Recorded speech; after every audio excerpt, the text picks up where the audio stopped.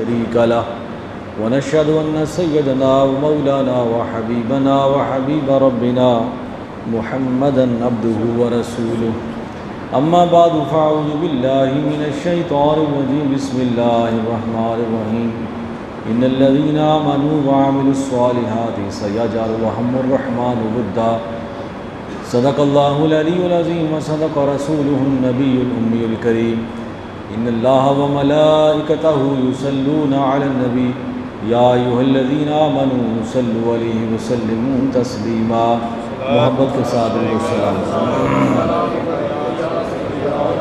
الصلاة والسلام عليك يا سيدي يا رسول الله وعلى آلك وأصحابك يا سيدي يا حبيب الله الصلاة والسلام عليك يا سيدي يا رسول الله وعلى آلك وأصحابك يا سيدي يا حبيب الله حضرات محترم برادران اسلام، اللہ تعالیٰ کا لاکھ لاکھ شکر ہے جس کے فضل و کرم سے میں اور آپ جمعۃ المبارک کی پاکیزہ گھڑیوں میں حاضر ہیں۔ اللہ تعالیٰ سے دعا ہے کہ اللہ تعالیٰ میری آپ سب کی حاضری قبول فرمائے، جو سنیں سنائیں اس پر ہم سب کو عمل کرنے کی توفیق عطا فرمائے۔ چونکہ آج 21 سفر ہیں اور کل 20 سفر تھا، اور 20 سفر جو ہے یہ ہمارے لیے بہت ساری یادگاریں رکھتا ہے۔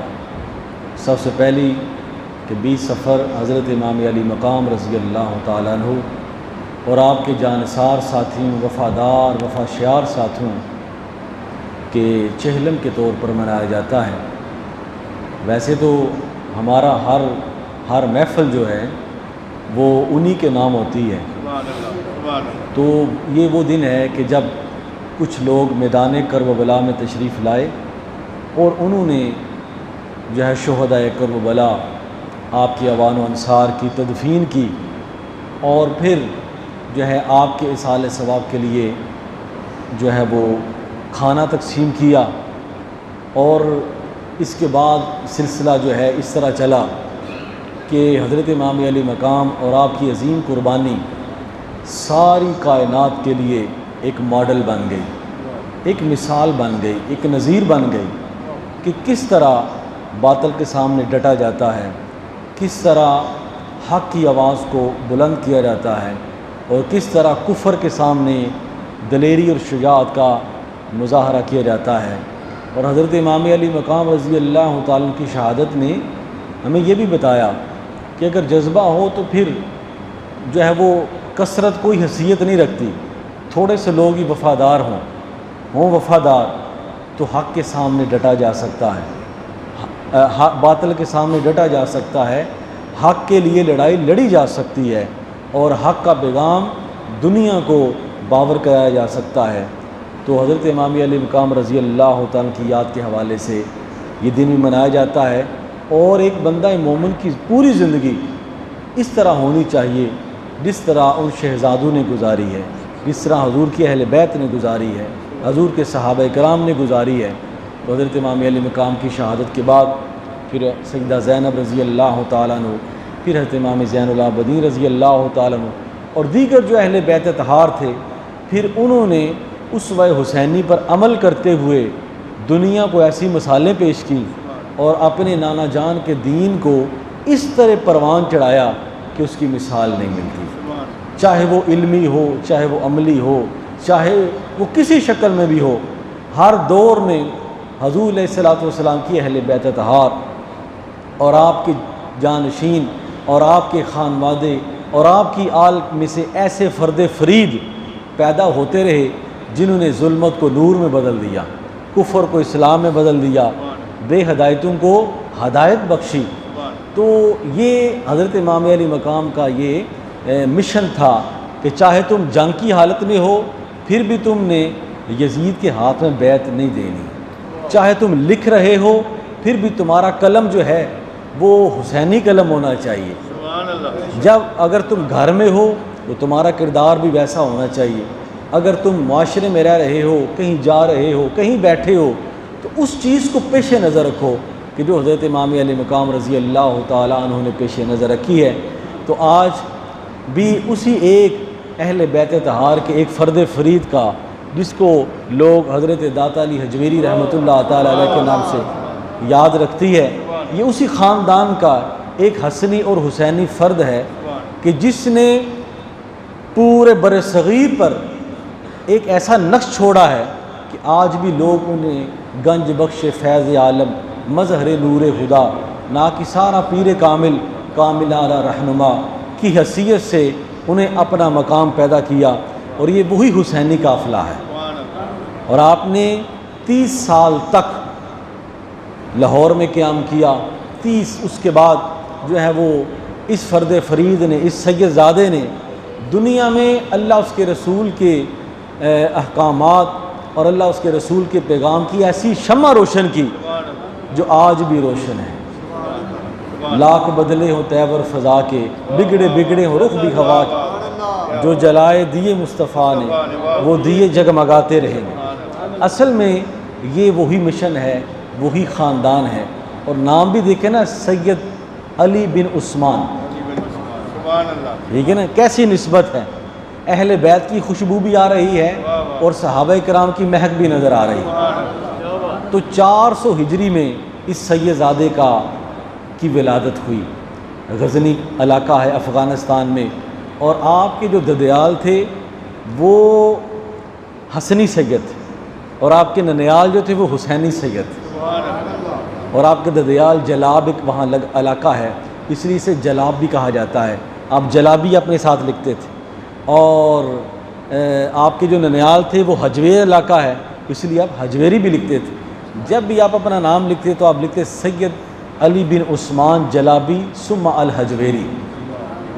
تو یہ اسی حسینی قافلے کا ایک چراغ ہے جو غزنی سے چلا اور اپنے آباء و اجداد کے مشن کو لے کر اس لاہور کے کفرستان میں، جہاں کفر ہی کفر تھا، کوئی تھوڑے تھوڑے مسلمان تھے، غیروں کی جو ہے وہ وہاں پناہ گاہیں تھیں، یہاں تشریف لائے، اور یہاں آپ کے ابتدائی اگر حالات پڑھیں تو آپ کچھ جانساروں کے ساتھ تشریف لائے تھے۔ میں نے آپ کو شروع میں کہا تھوڑے ہوں سچے ہوں، تھوڑے ہوں تو سچے ہوں تو بات بن جاتی ہے۔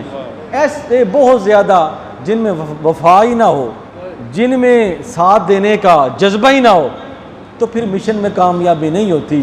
حضور علیہ الصلوۃ والسلام آپ کے ساتھ جب غزوہ بدر ہوا نا، تو آپ نے فرمایا یا اللہ میرے ساتھ تھوڑے ہیں لیکن ہیں وفادار، ان کی مدد کرنا، ایسا نہ ہو کہ یہ شکست کھا جائیں اور قیامت تک تجھے سجدہ ہی نہ ہو۔ یا اللہ ہیں تھوڑے کافر کے مقابلے میں لیکن ہیں وفادار، ہیں سچے ہیں، سچے ہیں، تو اللہ پاک کی مدد آ گئی۔ جب ساتھی ہوں تھوڑے، وفادار ہوں، تو پھر مدد آ جاتی ہے۔ آپ اپنے دوست و احباب کے ساتھ، اپنے خلفاء کے ساتھ یہاں آئے، تو کچھ علماء نے، ایک روایت یہ بھی آتی ہے کہ کچھ علماء نے، دیکھیں نا، پہلے ہی کچھ علماء بیٹھے ہوں، کوئی پیر فقیر بیٹھے ہوں، تو کوئی ایک نیا بندہ آ جائے تو ظاہر ہوتی ہے کہ یہ ساڑھے کام چ لوچ پاتے رہا، ہو جاتا ہے نا ایسا، کہ وہ بڑے لوگوں کا ظرف ہوتا ہے جو کہتے ہیں چلو یار آیا ہے میرے حضور کا کام ہی کر رہا ہے، اللہ کے رسول کا۔ لیکن بعض لوگ ایسے ہوتے ہیں کہ جن کی دکانداری پر تھوڑا سارا اثر پڑ جاتا ہے۔ ان سارے علماء نے مل کر نا تو حضور داتا صاحب کی بارگاہ میں ایک دودھ کا بھرا ہوا برتن کنارے کنارے بھرا ہوا ہے بھیجا۔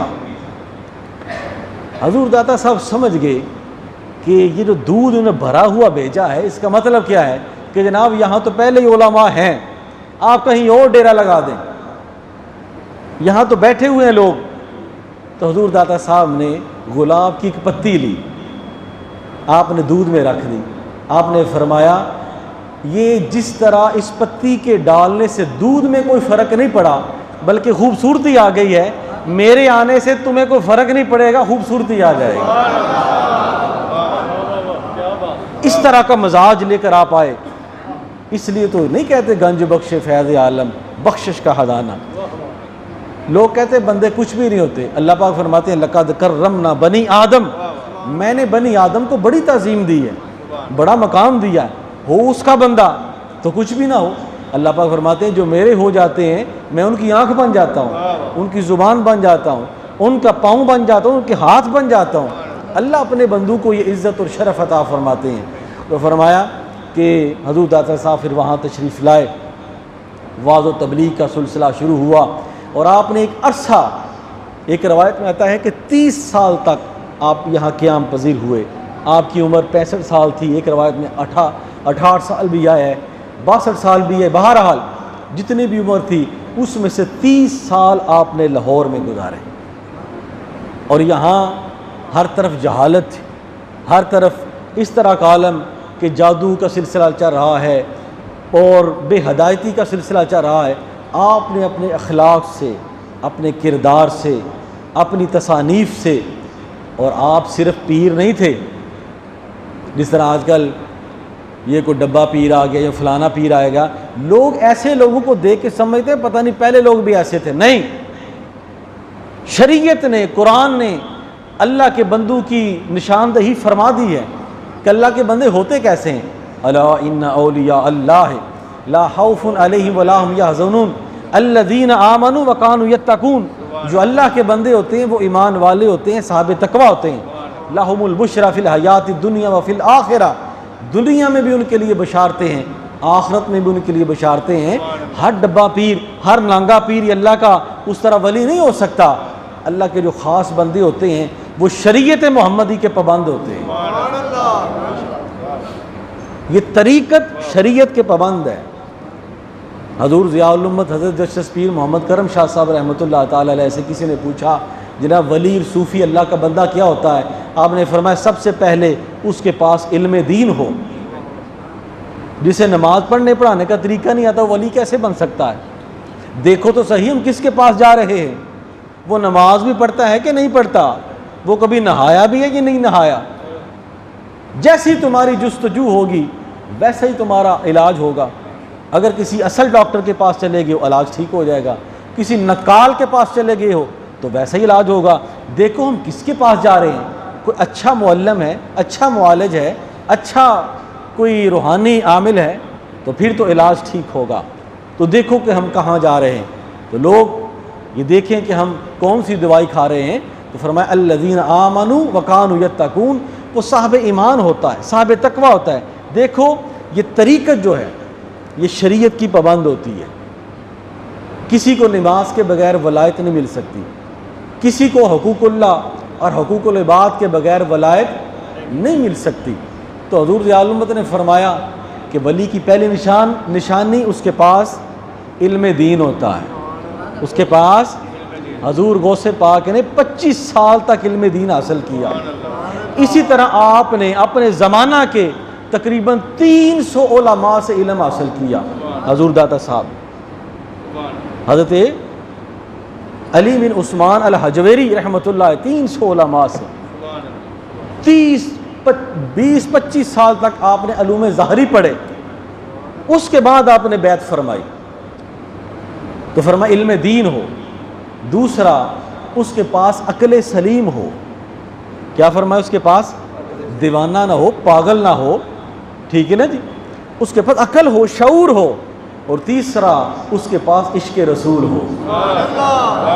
یہ 3 نشانیاں ہوں، 3 عین اس کے پاس ہونی چاہیے، علم دین، عقل سلیم اور عشق رسول۔ فرمایا وہ اللہ کا ولی ہوتا ہے۔ جس کے پاس نہ دین ہے، نہ عقل ہے، اور نہ اس کے پاس اللہ کے نبی کا عشق ہے، وہ اللہ کا بندہ کیسے ولی کیسے بن سکتا ہے؟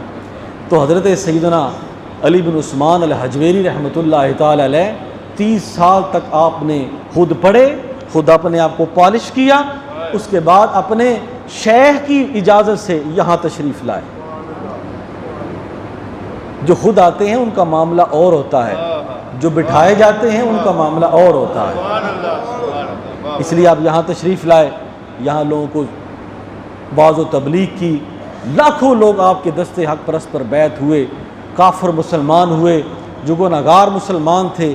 اللہ کا بندہ ہوتا ہی وہ ہے جس کے پاس بیٹھا جائے تو اس سے اللہ اس کے رسول کی محبت کی خوشبو آئے، اس کے پاس بیٹھنا رائگاں نہ جائے۔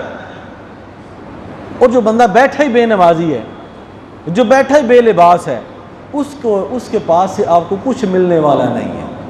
یہ ہمارا طریقہ نہیں ہے، یہ صوفیاء کا طریقہ نہیں ہے۔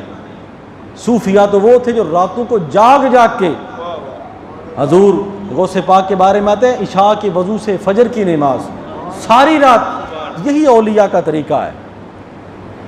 مفت میں ولایت تھوڑی ملتی ہے، اس لیے جو ان کے پاس بیٹھا حضرت خواجہ معین الدین چشتی اجمیری رحمۃ اللہ تعالی علیہ، جن کو غیر بھی مانتے ہیں، یہ وہ شخصیت ہیں کہ جو 40 روز تک حضور گنج بخش فیض عالم کی بارگاہ میں حاضر رہے، قبر کے پاس، حیات میں نہیں، مزار کے پاس، وہاں سے فیض حاصل کیا اور حضور کے حکم سے وہاں حاضر ہوئے۔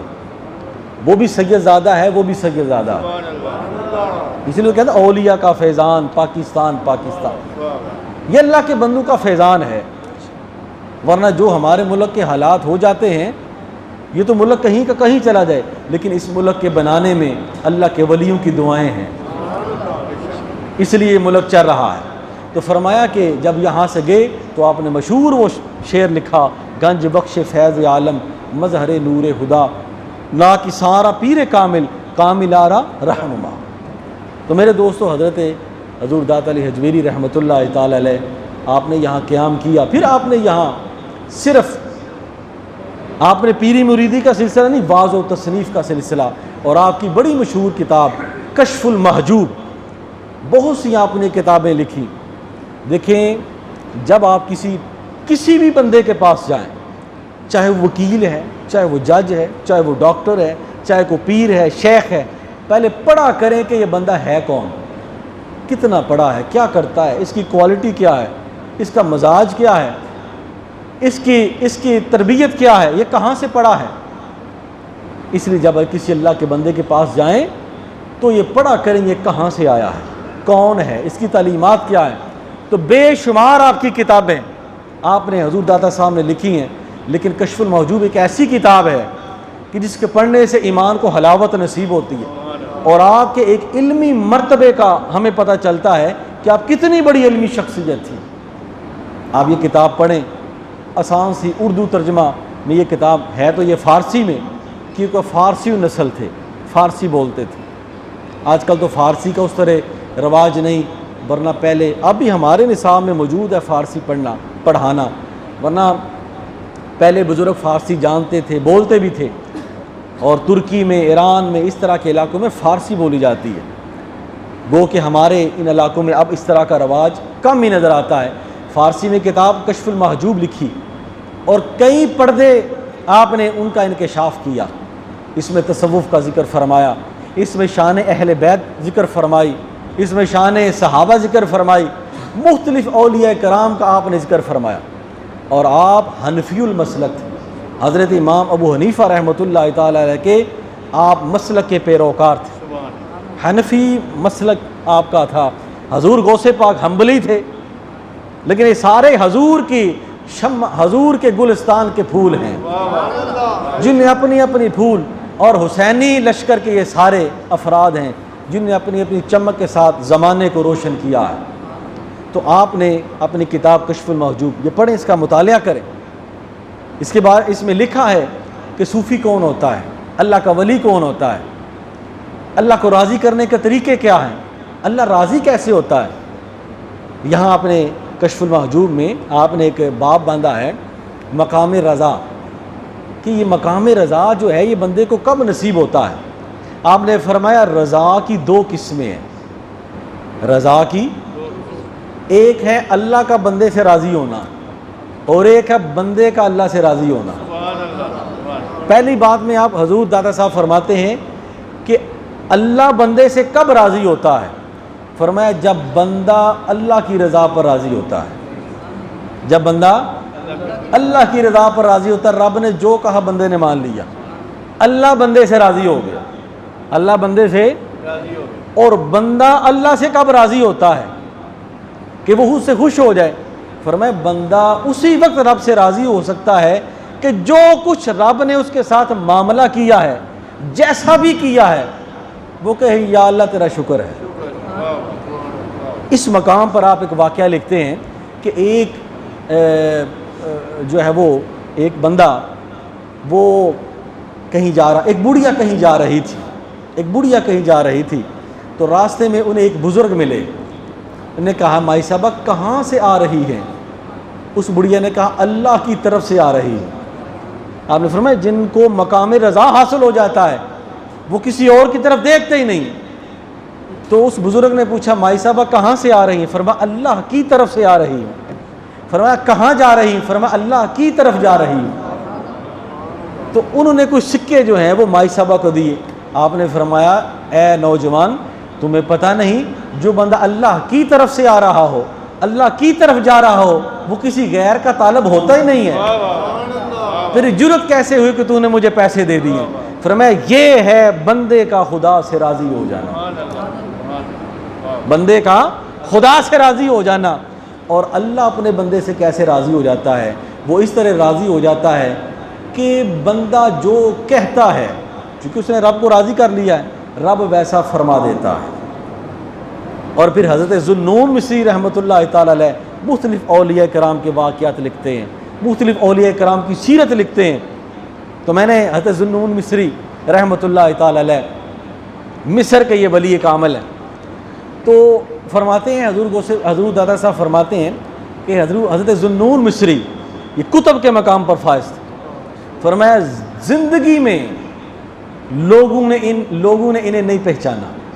ولی کے یہ بھی قسم ہوتی ہے کہ بعض اولیاء کو لوگوں نے پہچانا ہی نہیں، مرنے کے بعد پتہ چلا ہاں یہ بندہ تھا، یہ ایسا تھا، کاش ہم بیٹھ جاتے، کاش ہم سن لیتے۔ یہ بھی حضور کی سنت نے، ابو جہل روزانہ حضور کو دیکھتا، پتہ ہی نہیں چلا، اور کئی ایسے جنہیں حضور کو دیکھا ہی نہیں تو ایمان لے آئے۔ تو فرمایا کہ حضرت ذوالنون مصری وہ ولی کامل ہیں کہ جن کو مصر والوں نے نہیں پہچانا، پتہ اس وقت چلا جب حضرت ذوالنون مصری کا وصال ہوا تو پرندوں نے آپ کی چارپائی پر سایہ کر دیا، پرندوں نے آپ کی میت پر سایہ کر دیا۔ اور دوسری نشانی یہ ہوئی کہ آپ کی پیشانی پر لکھا ہوا تھا ھذا حبیب اللہ مات فی حب اللہ، کہ یہ اللہ کا حبیب ہے جو اللہ کی محبت میں فوت ہو گیا ہے۔ اس وقت لوگوں کو پتہ چلا، دھاڑے مار کر رونا شروع ہوئے کہ ایک خزانہ تھا جو اللہ پاک نے ہمیں عطا کیا، زندگی میں پتہ نہیں چلے، ہم فقیر سمجھتے رہے، ہم ایک عام سا عالم سمجھتے رہے، ہم ایک عام سا نمازی سمجھتے رہے، ہمیں نہیں پتہ کہ اس کا مقام یہ ہے کہ میت پر بھی پرندے سایہ کر رہے ہیں۔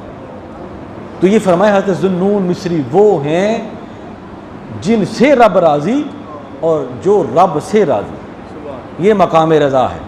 اور پھر آپ ایک بڑا خوبصورت ایک تجزیہ فرماتے ہیں، آپ نے فرمایا صوفی، اللہ کا ولی، اللہ کا بندہ ہونا، اس کے لیے میرے نزدیک 8 شرطیں ہیں، اس کے لیے میرے نزدیک 8 شرطیں ہیں۔ بغیر شرط کے کوئی ولی بن جائے، بغیر کچھ کہے کہ جناب میں بس پہنچ گیا ہوں، نہیں، وہ کچھ بھی نہیں ہے۔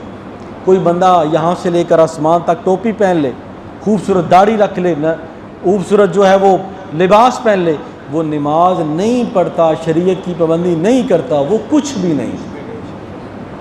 ایک مکھی سے زیادہ بھی اس کی حیثیت، جس کو حضور کی سنت سے پیار نہیں، اس کی کچھ حیثیت نہیں۔ میری بات سمجھ گئے نا؟ اس لیے کسی کے ہاتھ میں ہاتھ دینے سے پہلے، کسی کے پاس جانے سے پہلے دیکھا کریں اس کے دل میں نبی کے ساتھ پیار کتنا ہے، نبی کے کام کے ساتھ پیار کتنا ہے۔ تو فرمایا کہ میرے نزدیک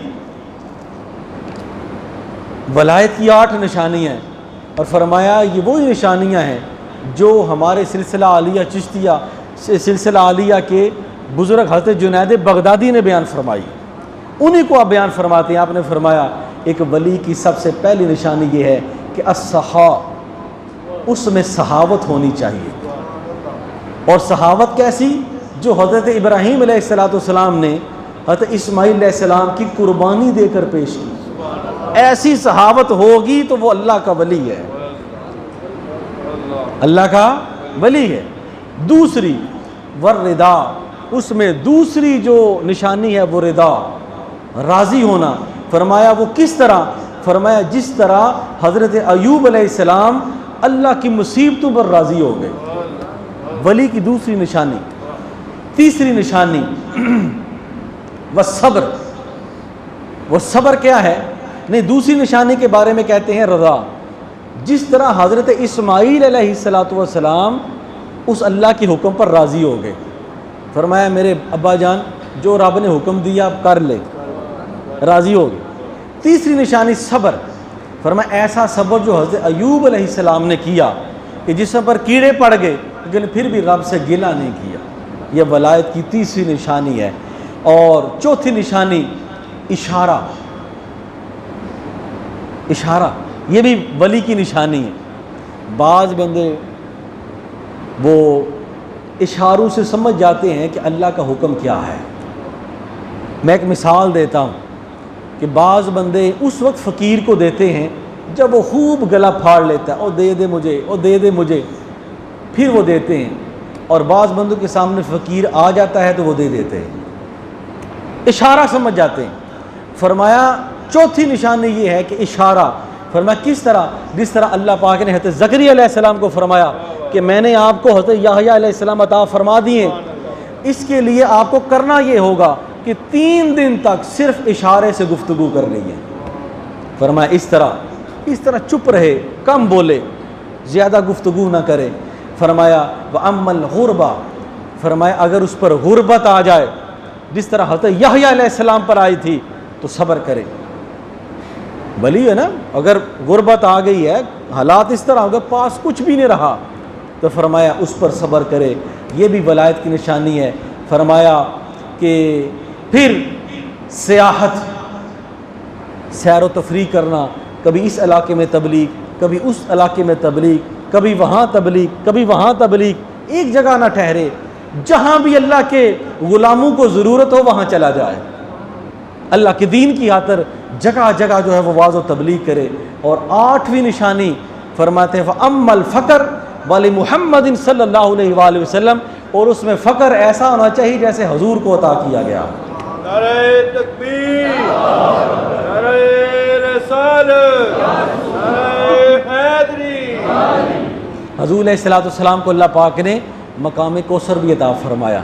حضور کو شاہد مبشر نذیر بھی بنایا اور رحمت اللہ عالمین کا تاج بھی عطا فرمایا.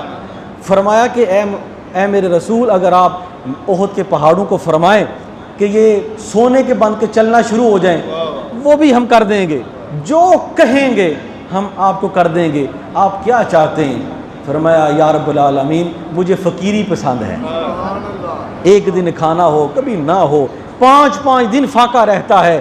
اس ہستی کے گھر میں فاقہ رہتا ہے جو جہانوں کو پالنے والے ہیں، جو جہانوں کے لیے رحمت بن کر آئے ہیں، رحمت العالمین، جن کے صدقے سے آج کائنات کھا رہی ہے. وہ چاہتے ہیں یا اللہ مجھے فقر عطا فرما، میرے گھر میں فاقہ بھی ہو. تو فرمایا فقر ایسا ہونا چاہیے ولی میں کہ اس کے گھر میں بھوک ہے تو شکوہ نہ کرے، اس کے گھر میں کو آ گیا بھوک کے ہوتے ہوئے بھی لوگوں کو عطا کرے. فرمایا 8 نشانیاں پائی جائیں تو وہ اللہ کا ولی ہے. تو میرے دوستو یہ کشف المحجوب کا وہ میں کچھ حصے آپ کے سامنے پیش کیا ہیں. اس سے یہ پتہ چلتا ہے کہ حضور داتا علی حجویری رحمۃ اللہ تعالی علیہ آپ کا کیا مقام علمی تصوف میں آپ کا کیا مقام ہے.